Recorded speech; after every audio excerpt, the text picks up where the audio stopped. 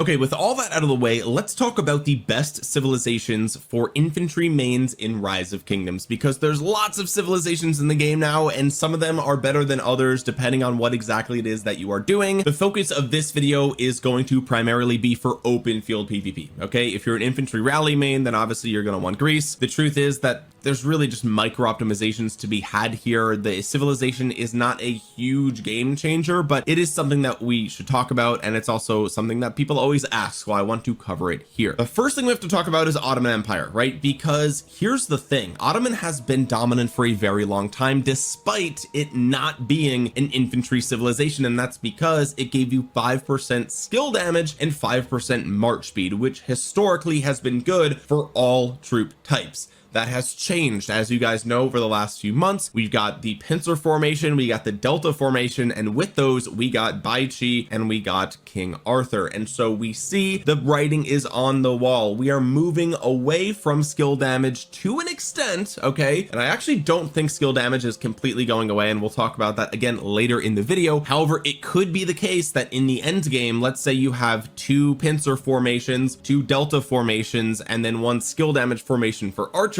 Well, all of a sudden Ottoman Empire sucks, right? It only is buffing the skill damage bonus for 1 of your 5 armies. The march speed is nice, but you can get march speed elsewhere. So right now, at the time of recording this, I do still think Ottoman Empire is a great choice for infantry, because first of all, if you're running 2 infantry marches, then 1 of them is going to be skill damage. If you're running 2 cavalry marches, 1 of them is going to be skill damage. And if you're running 2 archer marches, both of them are probably going to be skill damage, right? And so no matter how you cut it, you're probably going to be running at least 3 skill damage armies in the open field, which that is probably, it's still probably worth it to get Ottoman Empire if a majority of your armies are skill damage. However, again, that is not going to be the case moving forward, most likely. So what do we do in the event that we move farther and farther away from skill damage? And the truth is, you go back to old reliable.